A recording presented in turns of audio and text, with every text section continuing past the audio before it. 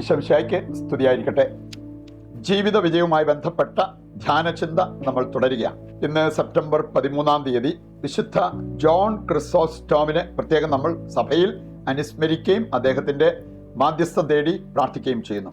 അതുകൊണ്ട് തന്നെ നമ്മൾ ചിന്തിക്കുന്നത് ജീവിത വിജയത്തിന്റെ 2 മർമ്മ വശങ്ങളെക്കുറിച്ചാണ്. ജീവിത വിജയം വരിക്കാൻ ആഗ്രഹിക്കുന്നവര് ഈ 2 കാര്യങ്ങൾക്കും വേണ്ടത്ര സ്ഥാനം അവരുടെ ജീവിതത്തിൽ നൽകിയിരിക്കണം. ഒരു സംഭവം ഞാൻ ഓർക്കുന്നു. ഇടുക്കി ഭാഗത്ത് കണ്ടുമുട്ടിയ ഒരു ഫാമിലി, ആ സ്ത്രീ പകൽ സമയത്ത് ഒരു കൗൺസിലിംഗ് കൂടി നടത്താൻ വേണ്ടി വന്നതാണ്. സായാഹ്നത്തിലാണ് കൺവെൻഷൻ. അവർ സൂചിപ്പിച്ച ഒരു കാര്യമുണ്ട്. ഞങ്ങൾക്ക് ഇവിടെ ചങ്കായ 4 ഏക്കർ സ്ഥലമുണ്ട്, നല്ല ഫലഭൂഷ്ടമായ മണ്ണ്, നല്ല സ്ഥലം, 4 ഏക്കർ സ്ഥലം. എൻ്റെ ഭർത്താവ് കഠിനാധ്വാനിയാണ്, കാരണം 24 മണിക്കൂറും പള്ളി അധ്വാനിക്കും. എൻ്റെ ഭർത്താവിന് ഭാര്യ, മക്കൾ എന്ന് പറഞ്ഞ ജീവനാണ്. കുടുംബത്തിന് വേണ്ടി ഒരുപാട് സ്നേഹത്തോടെ സന്തോഷത്തോടെ അധ്വാനിക്കുന്ന വ്യക്തി. ചിലർക്ക് തോന്നിയേക്കാം ഇതിൻ്റെ ഒരു 10-1 ഗുണമെങ്കിലും എൻ്റെ ഭർത്താവിനുണ്ടായിരുന്നെങ്കിൽ. അതിന് അത്രമാത്രം നന്മകളുള്ള ഒരു വ്യക്തി. എങ്കിലും അവർ സൂചിപ്പിച്ച ഒരു കാര്യമുണ്ട്. എന്തുകൊണ്ട് ഞങ്ങൾക്കൊരു സാമ്പത്തിക പുരോഗതി വരുന്നില്ല? പണം ഇഷ്ടം പോലെ കൈ വരുന്നുണ്ട്, പക്ഷെ അതൊന്നും കൈക്കകത്ത് നിൽക്കത്തില്ല. എന്തുകൊണ്ടാണ് ഇങ്ങനെ ഒരവസ്ഥ ഞങ്ങൾക്ക് വരുന്നത്? അത് എനിക്കും അതിശയമായി തോന്നി. പക്ഷേ സംസാരിച്ചു വന്നപ്പോൾ ഒരു കാര്യം അവർ തന്നെ വെളിപ്പെടുത്തി. 24 മണിക്കൂറും വേണമെങ്കിൽ പുള്ളി അധ്വാനിക്കാൻ റെഡിയാണ്. പക്ഷേ ഒരു 24 മിനിറ്റ് സന്ധ്യാപ്രാർത്ഥന നടക്കുമ്പോൾ കുടുംബാംഗങ്ങളുടെ കൂടെ ഇരുന്നൊന്ന് പ്രാർത്ഥിക്കാൻ അതിന് തയ്യാറല്ല. അധ്വാനിക്കാൻ എത്ര സമയം വേണമെങ്കിലും അധ്വാനിക്കാൻ റെഡിയാണ്. പക്ഷേ ഒരല്പസമയം ഇരുന്ന് ഒന്ന് പ്രാർത്ഥിക്കാൻ റെഡിയല്ല. പ്രിയപ്പെട്ടവരിന്ന് ദൈവവചനം നമ്മെ പഠിപ്പിക്കുന്നതും പലരുടെ ജീവിതാനുഭവം നമ്മളെ പഠിപ്പിക്കുന്നതുമായ ഒരു കാര്യമുണ്ട്. വിജയം വരിക്കാൻ ഏറ്റവും നല്ല ഒരു കോമ്പിനേഷൻ എന്ന് പറയുന്നത് അധ്വാനം, ദൈവാനുഗ്രഹം. ഇത് രണ്ടും കൂടെ ചേരുമ്പോഴാണ്. മനുഷ്യൻ അധ്വാനിക്കണം, എന്നാൽ മനുഷ്യന് ദൈവത്തിൻ്റെ അനുഗ്രഹം കൂടി വേണം. അധ്വാനിക്കാൻ തയ്യാറാകണം. അലസർക്ക് ആ ഒരു മേഖലയിൽ കുറ്റമറ്റവരെന്ന് പറയാൻ പറ്റില്ല. എന്നാൽ ദൈവാനുഗ്രഹം കൂടി ഉള്ളപ്പോൾ, നമുക്ക് പ്രാർത്ഥനയുള്ളവർക്കാണ് ദൈവാനുഗ്രഹം ഉണ്ടാകുക. ആ ദൈവാനുഗ്രഹം കൂടി ഉള്ളവർക്കാണ് ജീവിത വിജയം വരിക്കാൻ സാധിക്കുക. അതുകൊണ്ടാണ് ഏറ്റവും നല്ല കോമ്പിനേഷനായിട്ട് നമുക്ക് കാണാൻ സാധിക്കുന്നത് മനുഷ്യൻ്റെ അധ്വാനം ദൈവത്തിൻ്റെ അനുഗ്രഹത്തോട് ചേരുന്നത്.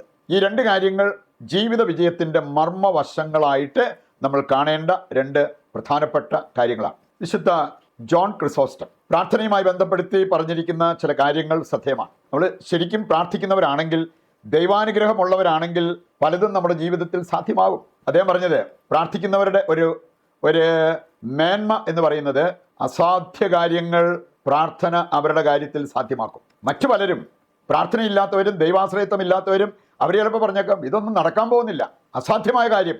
പക്ഷേ ഈ വിശുദ്ധൻ പറയാണ് അസാധ്യമായവ സാധ്യമാക്കുന്നതാണ് പ്രാർത്ഥന. വീണ്ടും അദ്ദേഹം പറയാണ് ദുഷ്കരമായ കാര്യങ്ങൾ എളുപ്പമാക്കുന്നതാണ് പ്രാർത്ഥന.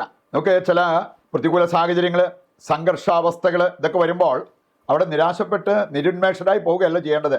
ഞാൻ പ്രാർത്ഥിച്ചാൽ ദൈവം പ്രവർത്തിക്കും. ഞാൻ പ്രാർത്ഥിക്കുമ്പോഴാണ് ദൈവം അത്ഭുതം പ്രവർത്തിക്കുക. എൻ്റെ കഴിവുകൊണ്ട് നടക്കാത്തതും ഞാൻ നോക്കിയാൽ നടക്കാത്ത കാര്യങ്ങൾ ദൈവത്തിന് നടത്തിത്തരാൻ സാധിക്കും. അതുകൊണ്ടാണ് ഈ വിശുദ്ധൻ പറഞ്ഞത് ദുഷ്കരമായ കാര്യങ്ങൾ, വളരെ ബുദ്ധിമുട്ടുള്ള കാര്യങ്ങൾ പോലും പ്രാർത്ഥന എളുപ്പമാക്കും. 3-ാമതൊരു കാര്യം കൂടി അദ്ദേഹം പറയുന്നുണ്ട്. പ്രാർത്ഥിക്കുന്നവരുടെ ജീവിതത്തിൽ ഉണ്ടാകാവുന്ന ഒരു നേട്ടം ഇതാണ്: അവർ പാപത്തിൽ വീഴുക എന്നത് അസാധ്യമാകും. നല്ല പ്രാർത്ഥനയുള്ളവരുടെ ജീവിതത്തിൽ പാപത്തിൻ്റെ സാഹചര്യങ്ങൾ വരും, പ്രലോഭനങ്ങൾ അവർക്കുണ്ടാവും, പ്രതികൂല സാഹചര്യങ്ങൾ അവരുടെ മുമ്പിൽ വരും. നമ്മൾ കാണുന്നുണ്ട് വിശുദ്ധ മരിയ കൊരിയത്തി 12 വയസ്സാകുന്നേ ഉള്ളൂ. ആ ഒരു സാഹചര്യത്തിൽ പോലും നമ്മൾ കാണുന്നത് അവളുടെ പ്രാർത്ഥനാ ജീവിതം കൊണ്ടാണ് അവൾക്ക് പറയാൻ സാധിച്ചത് മരിക്കേണ്ടി വന്നാൽ ഞാൻ മരിക്കാൻ റെഡിയാണ്, പക്ഷേ ഒരു പാപത്തിന് സമ്മതിക്കാൻ എന്നെ കിട്ടില്ല. എനിക്ക് പാപത്തിൽ വീഴുന്നത് അവളുടെ ജീവിതത്തിൽ അസാധ്യമായി മാറി, കാരണം അവളുടെ പ്രാർത്ഥനാ ജീവിതം. പറയുന്നുണ്ട് നമ്മൾ ശരിക്കും പ്രാർത്ഥിക്കുന്നവരായി മാറുമ്പോൾ ഈ നന്മകളെല്ലാം നമ്മുടെ ജീവിതത്തിൽ വരും എന്നുള്ളത് നാം തിരിച്ചറിയേണ്ട കാര്യമാണ്. അതുപോലെ തന്നെ അധ്വാനം, നമ്മൾ അധ്വാനിക്കേണ്ടതുപോലെ അധ്വാനിക്കണം. ഹ്യൂമൻ എഫർട്ടും ഡിവൈൻ ബ്ലെസ്സിങ്ങും രണ്ടും ഒരുപോലെ വരുന്നിടത്താണ് ഏറ്റവും നല്ല വിജയസാധ്യത ഉണ്ടാവുക. പ്രഭാഷകൻ 24:22 പറഞ്ഞിട്ടുണ്ട് അധ്വാനിക്കുന്ന ജ്ഞാനി പാപത്തിൽ വീഴത്തില്ല. നമ്മൾ പ്രാർത്ഥിക്കുമ്പോഴാണ് ജ്ഞാനികളായി മാറുക. അങ്ങനെ പ്രാർത്ഥിക്കുന്ന ജ്ഞാനികളുടെ ഒരു പ്രത്യേകത പ്രതികൂല സാഹചര്യങ്ങൾ വന്നാലും അവർ പാപത്തിൽ വീഴത്തില്ല എന്ന്. ഈ 2 കാര്യങ്ങളും ഹൃദയത്തിലേക്ക് ഏറ്റെടുത്ത് നമുക്ക് അതിൻ്റെ ഒരു അഭിഷേകം പ്രാപിച്ച് ജീവിതത്തിൽ മുന്നേറാൻ സാധിച്ചാൽ ജീവിത വിജയം നമുക്ക് ഉറപ്പിക്കാൻ സാധിക്കും. ഇന്ന് ഈ പ്രതിഷ്ഠാ ജപത്തിൽ പങ്കുചേരുമ്പോൾ ജീവിത വിജയത്തിൻ്റെ ഈ 2 മർമ്മവശങ്ങളെക്കുറിച്ച് ബോധ്യപ്പെടുവാനായിട്ട് ദൈവം നമ്മളെ ഓരോരുത്തരെയും സഹായിക്കട്ടെ. നമ്മൾ ഇന്ന് ഒരു കോമൺ നിയോഗമായിട്ട് വയ്ക്കുന്നത് പല കാരണങ്ങളാൽ പ്രാർത്ഥന നഷ്ടമായവരുണ്ട്. ആ പ്രാർത്ഥനാ ജീവിതം അവർ തിരിച്ചു പിടിക്കാനുള്ള കൃപയ്ക്കായി പ്രാർത്ഥിക്കാം.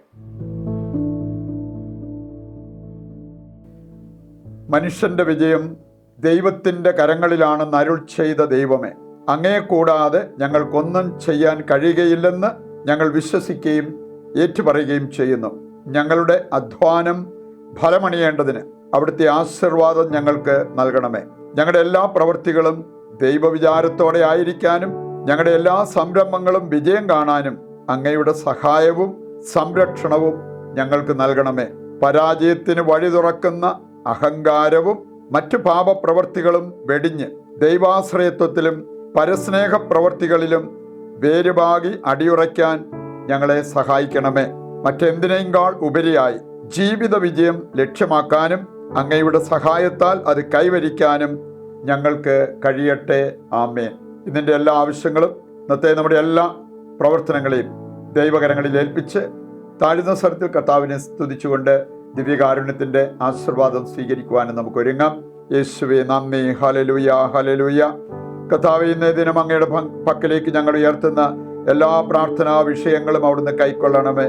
ഈശോയെ, അവിടുത്തെ അനുഗ്രഹത്താൽ ഞങ്ങളുടെ ജീവിതം വിജയം കാണുവാൻ അങ്ങ് വരുത്തണമേ എന്ന് ഞങ്ങൾ പ്രാർത്ഥിക്കുന്നു. Hallelujah, hallelujah, hallelujah. യേശുവേ നന്ദി, യേശുവേ നന്ദി.